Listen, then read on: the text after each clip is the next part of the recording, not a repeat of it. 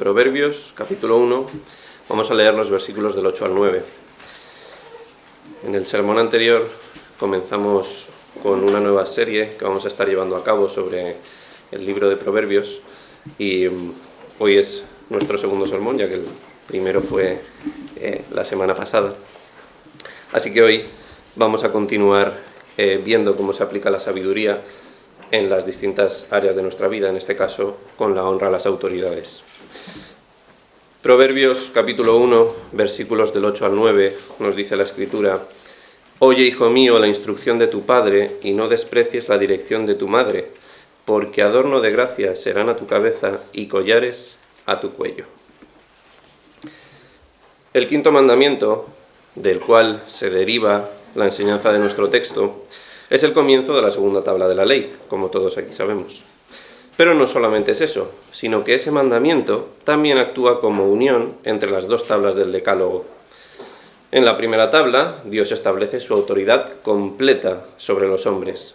Como consecuencia de esta autoridad, el hombre debe servir, amar y honrar al Dios que le ha creado y le sostiene. Esto es lo que nos muestran los 4 primeros mandamientos. Pero cuando llegamos al quinto, vemos que ese mismo Dios que rige los cielos y que demanda honra suprema para sí mismo, abre la segunda tabla de la ley, demandando honra sobre las autoridades que han sido puestas sobre nosotros. La misma conexión la encontramos en nuestro texto, ya que en el versículo 7, que es el que estuvimos estudiando la semana pasada, el autor describe que el principio de la sabiduría es el temor a Jehová. Y acto seguido conecta el temor a Jehová y la sabiduría con la honra a la autoridad. Es por eso que lo que hoy vamos a estar viendo es de una importancia tan grande, porque ha sido Dios quien ha investido a las autoridades y quien nos demanda que nos sometamos a ellas. Por tanto, desechar este mandato derivado del mandamiento es desechar la autoridad de Dios. Cuando comprendemos esto, entendemos entonces por qué nuestra sociedad está como está. Dios ha dado un peso enorme a la honra a las autoridades, en especial la que debemos tener los hijos por los padres. Pero ¿qué vemos hoy en día? Vemos que el respeto a los padres ha dejado de existir, que el padre, más que una autoridad, es un colega con más años que yo, que me paga mis caprichos y me deja vivir sin que yo aporte nada. Es imposible entonces que una sociedad que no respeta a sus padres pueda prosperar, porque esa falta de respeto es una rebelión directa contra la autoridad de Dios, y ninguna sociedad que atente contra el Dios del cielo podrá ser jamás bendecida. Por tanto, el principio que vemos establecido en este texto no es simplemente una guía para que los niños sepan cómo comportarse en su casa, que también lo es. Lo que vemos es que este versículo establece la base del funcionamiento de la sociedad. Y el engaño perpetrado por Satanás en este área es tal que vemos que se ha introducido en todos los aspectos de nuestra sociedad. Los hijos, como ya hemos dicho, no respetan a sus padres, los alumnos no respetan a los profesores, los ciudadanos no respetan a sus gobernantes y, por supuesto, en las iglesias ha desaparecido el respeto a los pastores. Todo esto no ha surgido de la nada, sino que se ha ido fomentando poco a poco, a través de los medios, a través de las escuelas, de las noticias, de las películas, porque ¿quiénes son los personajes favoritos de las películas de hoy en día? Ya no son los héroes.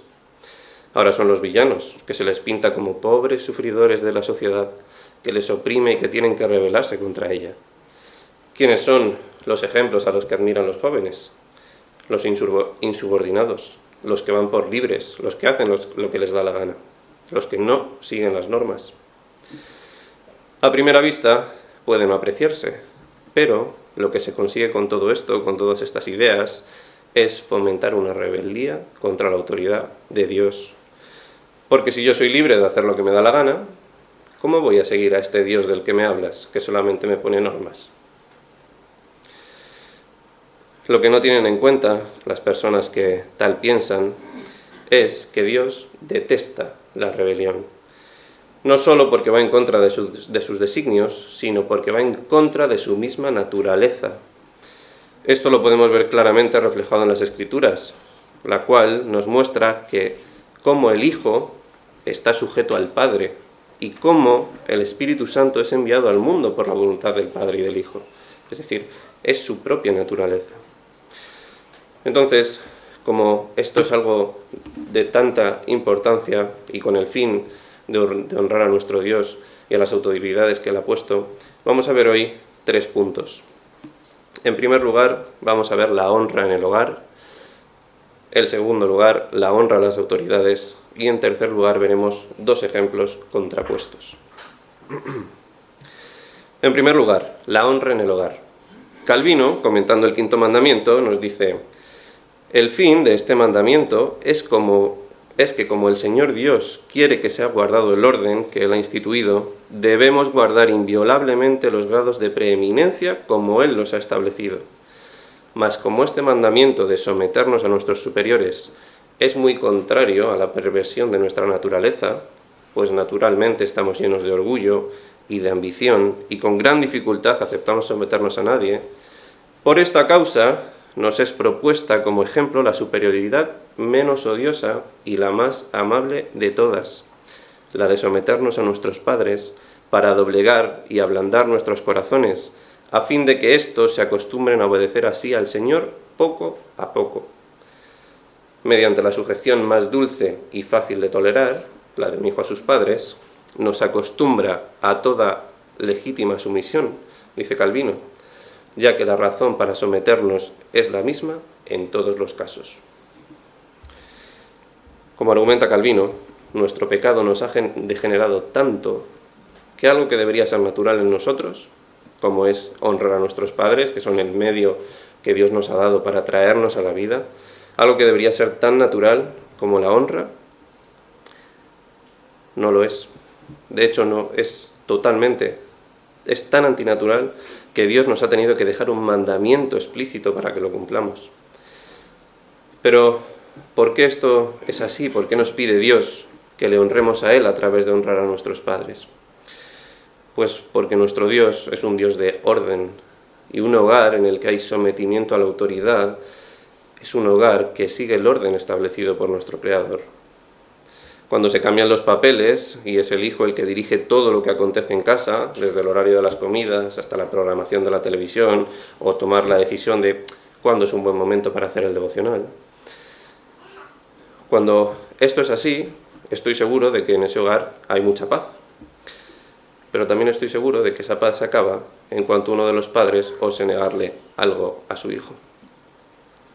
La falta de orden convertirá a los padres en esclavos de los deseos del pequeño Napoleón que están criando.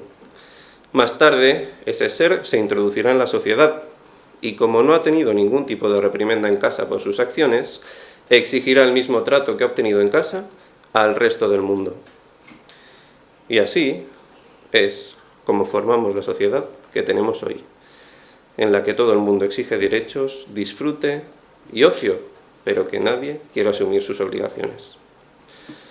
El orden, tal y como lo ha establecido el Señor, es crucial, no solo para la sociedad, como veíamos en la introducción, sino lo que es más importante, para el alma, ya que sin un orden bíblico, el alma se perderá. Entonces, ¿cómo podemos cumplir nuestro papel y honrar a Dios desde nuestro hogar? Pues los hijos, primeramente, que es a quien va dirigido este punto, tenemos la enseñanza muy claramente establecida en el texto base que hemos leído. Oye, hijo mío, la instrucción de tu padre y no desprecies la dirección de tu madre. Debemos escuchar y tener en cuenta siempre sus opiniones. Esto aplica a niños, jóvenes y adultos. Es importante escuchar el consejo que un padre tiene para ti en distintas decisiones, en decisiones financieras, en decisiones amorosas y sobre todo en decisiones espirituales, si tenemos el privilegio de tener unos padres creyentes. Ellos siempre buscarán tu bien. Es nuestro deber, por tanto, escuchar, respetar y meditar en los consejos por ellos recibidos, huyendo de la soberbia y de la altanería, creyéndonos que lo sabemos todo. Además de esto, debemos ser agradecidos con todo lo que nos dan y con todo lo que nos han dado. Antes siquiera que pudiéramos agradecerles con palabras, ya habíamos adquirido con ellos una deuda que jamás podremos pagar. Así que mostremos agradecimiento de forma notable, con argumentos, con sinceridad. Y por último, debemos guardar su honor, aunque ellos no estén. Mi madre siempre me advertía, diciendo, siempre me advierte que sigue aquí. Si quieres saber si la mujer que escojas te va a respetar, primero debes observar si respeta a su padre, porque si no respeta a su padre, tampoco te va a respetar a ti. Esto aplica a hombres y aplica a mujeres. Faltar al honor de la autoridad, aunque sea en privado, demuestra una falta de temor a Dios. Por tanto, mantener el orden en el hogar es vital para que la familia cumpla su papel en este mundo. Tristemente, sabemos que hoy en día la familia es el foco de ataque de Satanás. Y lo es porque las familias asentadas en el Señor son las que unidas forman iglesias que luchan contra Él. Conocer esto solamente debe ser una motivación para que luchemos por cumplir nuestro papel, como ya decía. Los maridos como cabezas del hogar proveyendo para su familia y basando sus decisiones en la palabra de Dios. Las mujeres como ayuda idónea, cuidando de sus hijos, y los hijos honrando a los padres en el cumplimiento de sus responsabilidades. Estando cada uno en nuestro lugar, Dios será exaltado.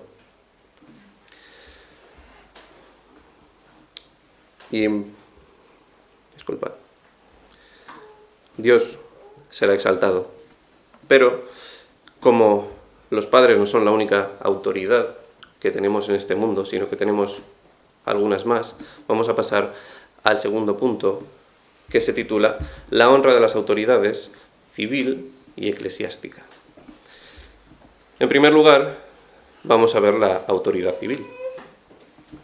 Romanos 13, del 1 al 2, nos dice: sométase toda persona a las autoridades superiores, porque no hay autoridad sino de parte de Dios, y las que hay, por Dios, han sido establecidas. De modo que quien se opone a la autoridad, a lo establecido por Dios, resiste. El foco de este versículo está en las autoridades civiles.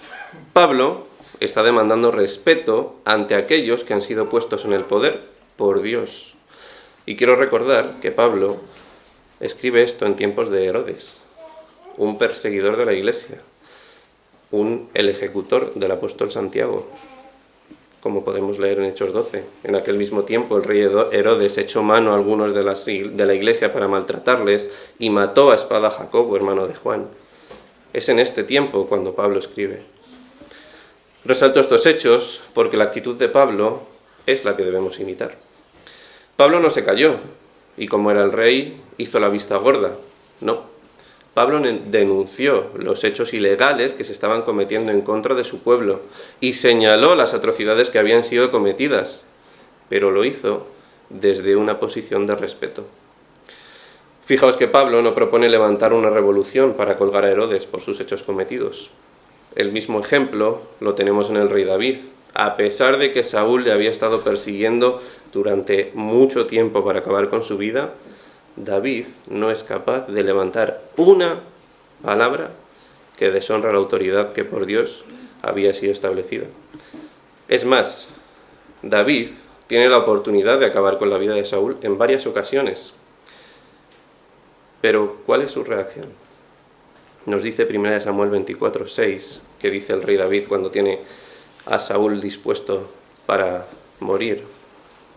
Dice: Jehová me guarde de hacer tales cosas contra mi Señor, el ungido de Jehová, de extender mi mano contra él, porque él es el ungido de Jehová. Mi pregunta ahora es: ¿tenemos nosotros el mismo temor y respeto por la autoridad que tenía el rey David? ¿O soy el único que ha pensado que ojalá se quedase a solas con Pedro y no el de Castellón? Esto, aunque suene a chiste, en realidad es un pecado. Porque es la autoridad establecida por Dios. Simplemente por ello le debemos respeto. Y creo que, sinceramente, en cierto aspecto nos hemos dejado influir por la falta de respeto a la autoridad de la sociedad que nos rodea. Lo vemos en todas partes, estas faltas, en las redes, en la televisión, en las conversaciones diarias. Esto se ha vuelto algo común e irrelevante. Como no tiene ninguna repercusión faltar al respeto, ya que incluso entre los propios gobernantes se lo faltan, pues nosotros también nos dejamos influir. Pero esto no debería ser así, ya que si nosotros no damos ejemplo de honra a las autoridades civiles, ¿cómo vamos a exigir a las personas que llegan a la iglesia que respeten al pastor? Si nosotros no refrenamos nuestros comentarios con saña despectivos hacia ellos delante de los hermanos, ¿cómo nos podemos extrañar si después esos hermanos faltan al respeto a las autoridades de la iglesia?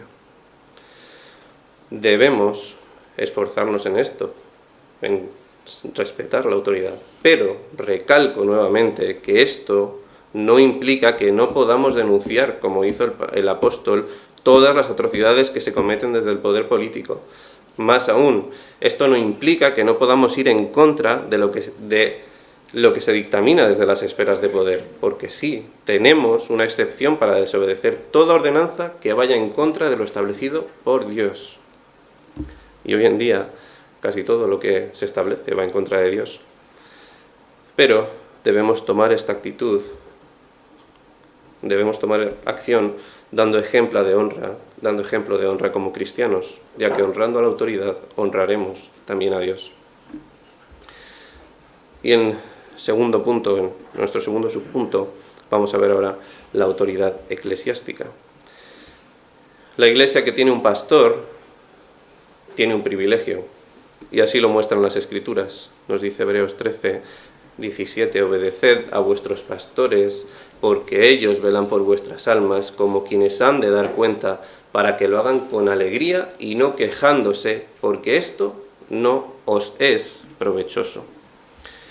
Los pastores son la herramienta que Dios ha puesto para guiar las almas a su redil.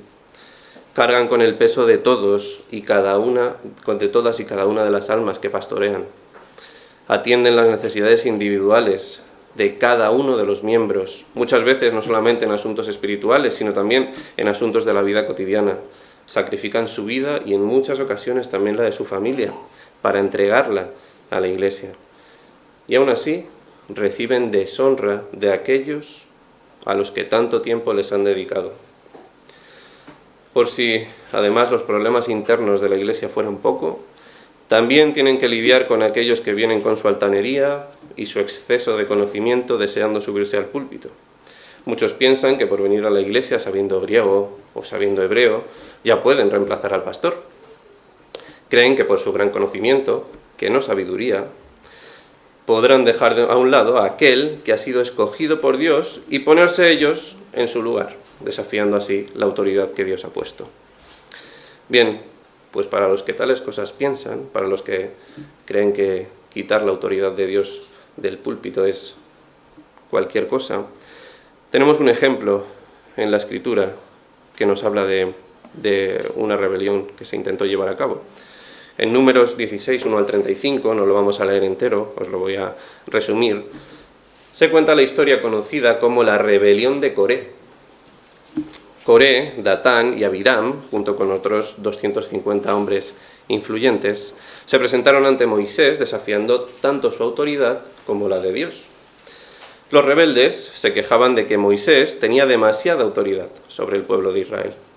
Insinuaban también que ellos tenían derecho de liderar. Moisés, ante esta situación, se postró delante de Dios en humildad y le pidió que mostrase a quién había escogido como autoridad, si a Moisés o a Coré y todos los que se quejaban.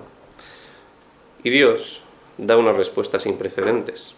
Nos dice la Escritura, Números 16, 31, y aconteció que cuando cesó él de hablar todas estas palabras, se abrió la tierra que estaba debajo de ellos, abrió la tierra su boca y los tragó a ellos, a sus casas, a todos los hombres de Coré y a todos sus bienes. Cuidémonos mucho, mucho de atentar contra la autoridad que Dios ha establecido en la Iglesia. Porque el juicio que nos puede caer es indescriptible. Por el contrario, como dice el autor a los Hebreos, sujetaos a ellos para que guíen vuestras almas con alegría. ¿Y cómo podemos cumplir esto? ¿Cuál es una de las mejores formas y más naturales que tenemos de sujetarnos a nuestros pastores? Pues Gálatas 6 nos dice: el que es enseñado en la palabra, haga partícipe de toda cosa buena al que lo instruye. Al igual que acudimos al pastor cuando tenemos un problema, debemos acudir también cuando Dios nos bendice y nos prospera nuestro esfuerzo, que también es el suyo. ¿Os imagináis que vuestros seres queridos solo os escribiesen cuando les pasan cosas malas? Como si fuesen las noticias, solamente con lo malo. Pues si a ninguno nos agrada esto, ¿por qué nosotros no compartimos nuestros logros con aquellos que se preocupan porque nos vaya bien? Compartir las bendiciones es una forma de demostrar honra y agradecer el trabajo que desde la Iglesia se hace. Así que, al final del sermón, ya sabéis.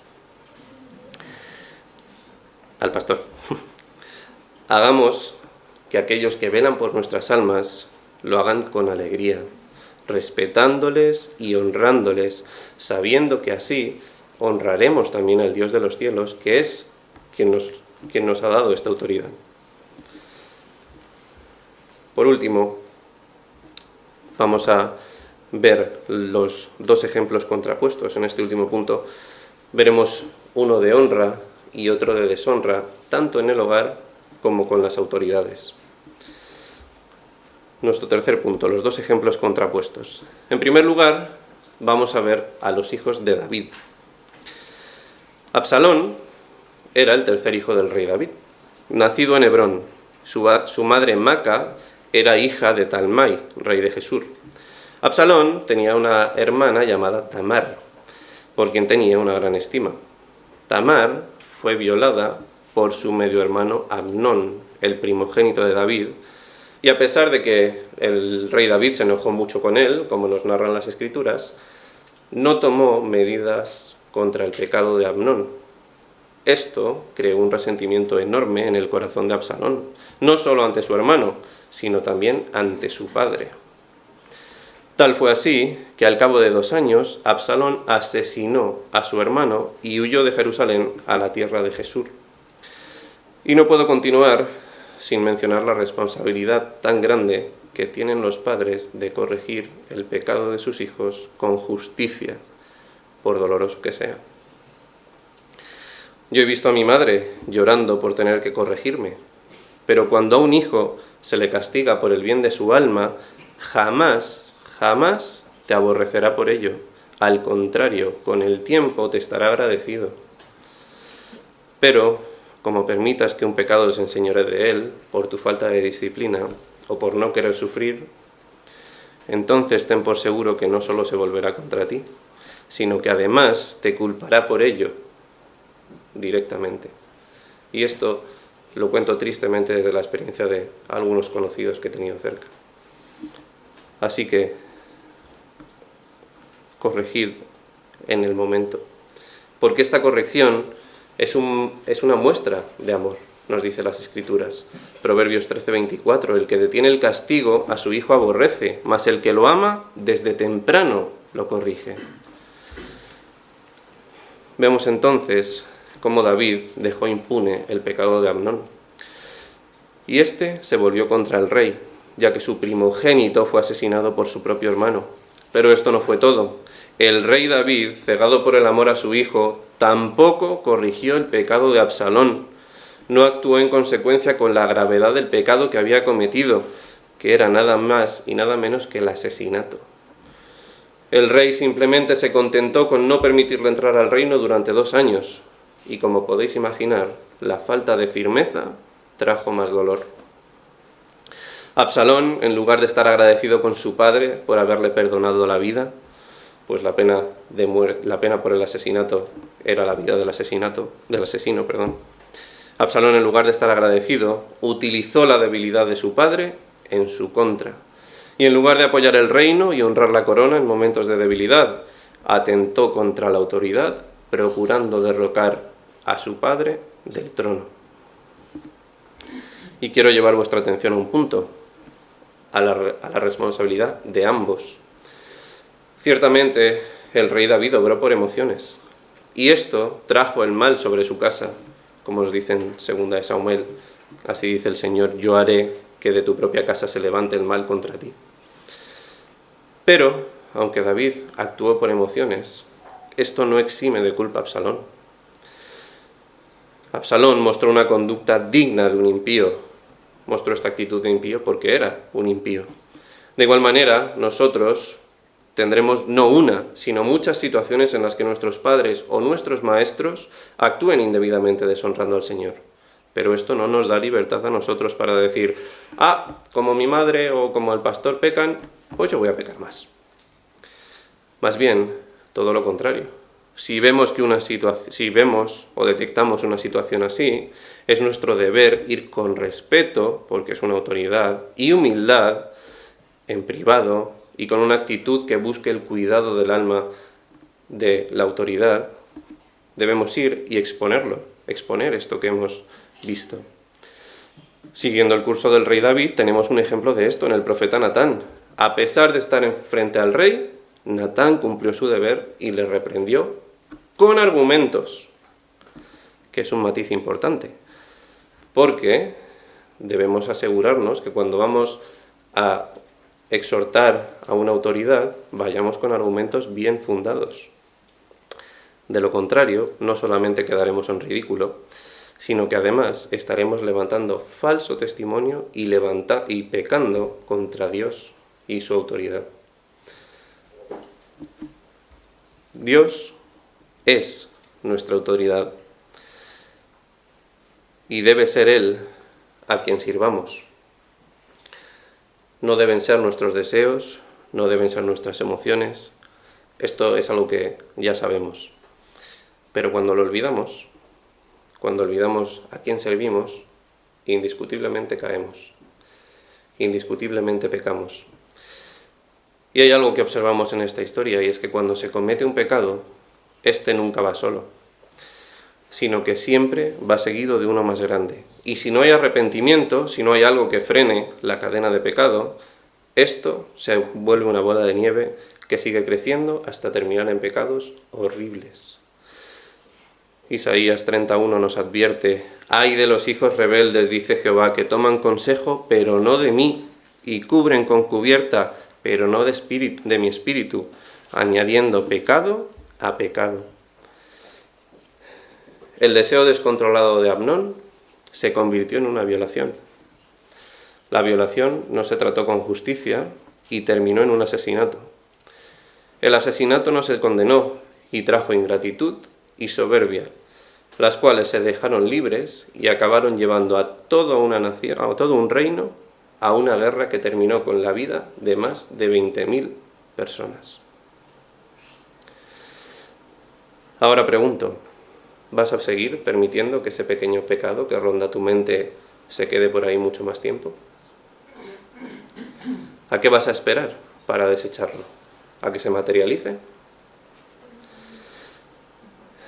Marcos 7:21, porque de dentro del corazón de los hombres salen los malos pensamientos, los adulterios, las fornicaciones, los homicidios, los hurtos, las avaricias, las maldades, el engaño, la lascivia, la envidia, la maledicencia, la soberbia, la insensatez.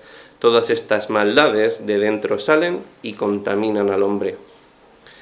Muy posiblemente, cuando a Amnón se le pasó por la cabeza la idea de violar a su hermana en primer lugar, la vio como algo imposible de hacer. Pero siguió dándole pie al pecado en su mente. Siguió pensando en ella hasta que el pensamiento fue tan real que lo hizo con sus manos. Si cedemos 1 milímetro, si dejamos espacio para que Satanás se asiente y desplace al Señor de su trono, poco a poco todos nuestros pensamientos estarán contaminados por el rey de la mentira. Y entonces, esa idea tan remota que ni te planteabas sobre faltar a la iglesia, empieza a hacerse cada vez un poco más real. Empiezo a encontrar excusas de que me encuentro mal. Ese pensamiento que te dice: llevas orando 3 meses, y Dios todavía no te ha respondido. Mejor déjalo. Cada vez empezará a volverse más real y tus oraciones disminuirán drásticamente. Si sigues escuchándole, al final te acabará diciendo: aún te queda vida por vivir.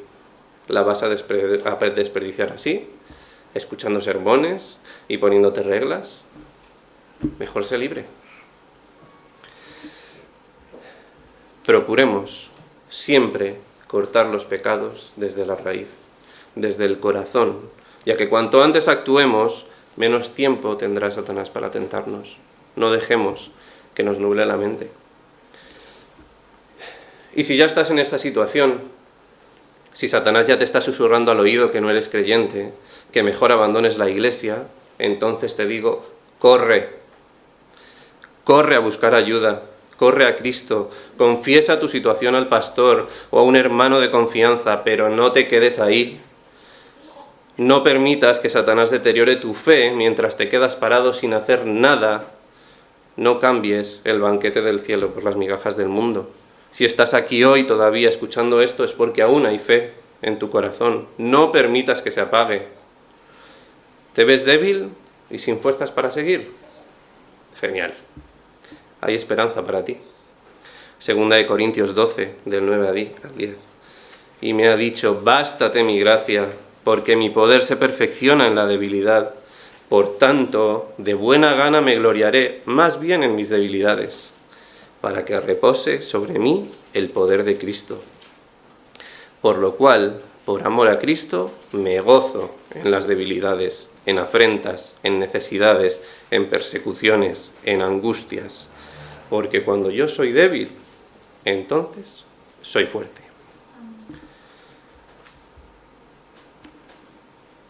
Nuestra fuerza no proviene de nosotros, sino que proviene de Cristo. Y esto no solo debe ser una bonita frase en nuestra vida, sino un estandarte de fe por el que nos movamos. Por tanto, pasemos ahora a nuestro segundo subpunto, en el que veremos su ejemplo, el ejemplo de Cristo, un hijo que sí, que honró a la autoridad.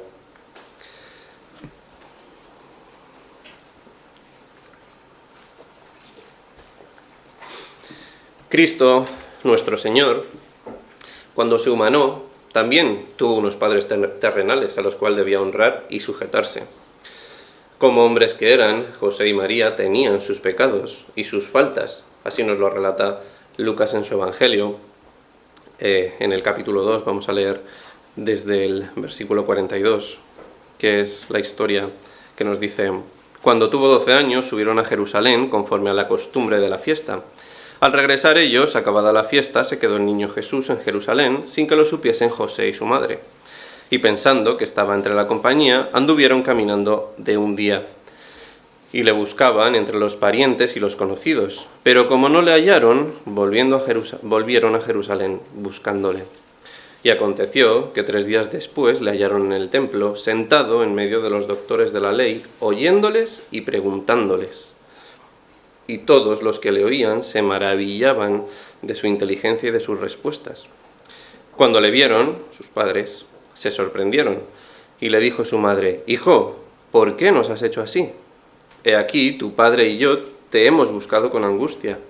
Entonces él les dijo: «¿Por qué me buscabais? ¿No sabíais que en los negocios de mi padre me es necesario estar?». Mas ellos no entendieron las palabras que les habló. Y descendió con ellos y volvió a Nazaret y estaba sujeto a ellos. Y su madre guardaba todas estas cosas en su corazón. Y aunque hay cantidad de matices que resaltar de esta historia, por causa del tiempo me voy a centrar únicamente en 2 diferencias que vemos con respecto a la historia anterior de Absalón. La primera es que mientras que Absalón urdía sus propios planes para obtener venganza y devolver mal por mal, Jesús se ocupaba de cumplir su papel y sus responsabilidades, a pesar de que sus padres no cumplieron las suyas. En esto vemos que no podemos utilizar como excusa el pecado de otro para justificar el nuestro, porque esto solo conduce al desastre. Bueno, como el hermano fulano, no voy a decir nombres, ha hablado mal de mí a mis espaldas, pues yo voy a ir a contárselo a Pepito, que sé que se lleva mal con fulano, a ver si así se pone de mi lado. Estas actitudes son las que comienzan los problemas en la Iglesia y las que acaban rompiéndola. Si en lugar de buscar aquello que nos agrada a nosotros, a nuestro sentido, a nuestro ego, centramos nuestros hechos en honrar a Dios, recordando que estamos sujetos a su voluntad expresada en los 10 mandamientos, entonces evitaremos el mal sobre nosotros mismos, sobre nuestra familia y sobre nuestra Iglesia. Y en segundo lugar, mientras que Absalón, a pesar de haber sido perdonado y librado de la muerte por misericordia de su padre, buscó conspirar contra él y derrocarle del trono, Jesús honró a sus padres sujetándose a ellos sin una queja. Y todo esto a pesar de que ellos eran pecadores y a pesar de que él era perfecto y puro. ¿Cuál es nuestra excusa? La parte más impactante de la historia que hemos leído es ver cómo Cristo se sometió a la autoridad de sus padres, aun siendo el Hijo de Dios. ¿Qué ejemplo es para nosotros, que muchas veces nos creemos más sabios que nuestros padres o que nuestros propios maestros? ¿Cuánto perdón tenemos que pedir por todas esas veces que les hemos deshonrado menospreciando el consejo, pensando que ya lo sabíamos todo o que nuestro método de hacer las cosas sería mejor? ¿Cuánta humildad nos falta? Porque incluso, aunque tuviéramos más conocimiento que ellos, como era el caso de Cristo, nuestra actitud debería ser la de respeto y honra, no la de altanería y soberbia. Esta no es la actitud que vemos en nuestro Redentor, una de soberbia. Él siempre mostró honra hacia las autoridades. Es más, nuestro Señor, la segunda persona de la Trinidad, aquel que participó en la creación, aquel ante quien los ángeles se postran, los demonios tiemblan y los hombres se derrumban, decidió dejar su gloria, decidió dejar su sitio al lado del Padre y se humilló tomando forma de mortal en obediencia, en honra y en sumisión a su Padre celestial. Él es nuestro mayor ejemplo, como leíamos en el texto adicional. Haya pues en vosotros este sentir que hubo también en Cristo Jesús, quien siendo en forma de Dios no estimó el ser igual a Dios como cosa que aferrarse, sino que se despojó a sí mismo tomando forma de siervo, hecho semejante a los hombres, y estando en condición de hombre, se humilló a sí mismo, haciéndose obediente hasta la muerte y muerte de cruz. Como conclusión, brevemente, solo hay dos posibles caminos.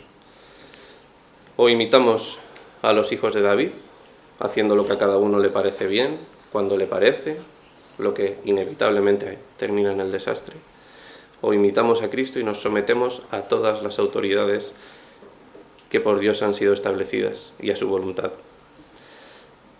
Cristo no solo nos dejó el ejemplo de honra y obediencia, sino que nos mostró lo que implica dejar de vivir para uno mismo y entregar su vida por completo a Dios. Esta debe ser la meta a la que todo creyente debe aspirar. Esta es la definición de ser cristiano, cargar con la cruz de Cristo. Pero si llevamos esta bandera, si llevamos el título de cristianos, debemos ser conscientes de lo que esto implica. Esto implica que en un mundo sin respeto a la autoridad, tú tendrás que someterte a todas y cada una de ellas, a tus padres, pecadores como tú, que aunque buscarán tu bien, se equivocarán, y tendrás que aprender a perdonar, a tus gobernantes, que no buscarán tu bien, sino más bien acabar contigo de todas las formas posibles, y aún así tendrás que guardar respeto, a tus pastores, que probablemente te dirán cosas que no te vayan a gustar nada y tendrás que aceptarlas con humildad y, lo que es más difícil, corregirlas. Y a un Dios todopoderoso que cuidará tu alma en todo momento, lo que implica que muchas veces en la corrección de tu pecado enviará juicios. Ser cristiano implica que en un mundo donde se niega el mal y se decide vivir en la ignorancia, tú tendrás que llorar arrepentido cada día por tu pecado. Implica que en un mundo que crea la mentira, tú te vas a tener que levantar proclamando la verdad. Implica que llegado el momento, puede que vengan a pedir tu vida por servir a aquel que te salvó, tal y como hicieron con Cristo. Esto es lo que implica ser cristiano. Y soy consciente de que predicar este mensaje es mucho más fácil que aplicarlo, ya que como pecador sé que muchas veces a nuestro cuerpo no le agrada soportar el desprecio de los demás. Sé también que en numerosas ocasiones deseamos dejar la cruz de lado y vivir por nosotros mismos. Pero también sé que en este mundo las aflicciones son inevitables y que si merece la pena sufrir por algo es por nuestro Dios, pues Él es quien nos ha dado la vida y quien nos dará la vida eterna. Así que hoy es el día para que nos arrepintamos por todas esas veces que hemos dudado de su providencia, por todas esas veces que hemos despreciado el sacrificio de Cristo al dudar de Él, pensando que en el mundo podríamos encontrar el gozo que solo está en la ley de Dios. Y que nos arrepintamos por todas esas veces que hemos deshonrado su autoridad, deshonrando a las autoridades que Él ha puesto delante de nosotros. Trabajemos entonces cada día, por honrar a nuestro Dios. Arrepintámonos cada vez que caigamos y levantémonos de nuevo, confiando en que el que comenzó en vosotros la buena obra la perfeccionará. Luchemos, pues, por honrarle. Vamos a terminar en oración. Padre nuestro que estás en los cielos, Dios Todopoderoso, Señor, tú eres la autoridad de este mundo. Tú eres aquel que ha creado todo, Señor, aquel que gobierna en cada momento. Señor, sabemos que te debemos solamente a ti la gloria y solamente a ti la honra, pero sabemos que esa honra también la damos actuando en este mundo, sometiéndonos a las autoridades que tú has impuesto. Te rogamos que lo hagamos con un corazón que te honre, con un corazón que te agrade y que dé testimonio y ejemplo de que al Dios al que servimos y honramos eres tú y únicamente tú. Perdónanos, Señor, por todas esas veces que hemos faltado a la autoridad y perdónanos por todas esas veces que hemos dudado de ti. Guíanos, Señor, y perfecciónanos mediante tu palabra, porque te lo rogamos en el nombre de tu Hijo Jesucristo. Amén.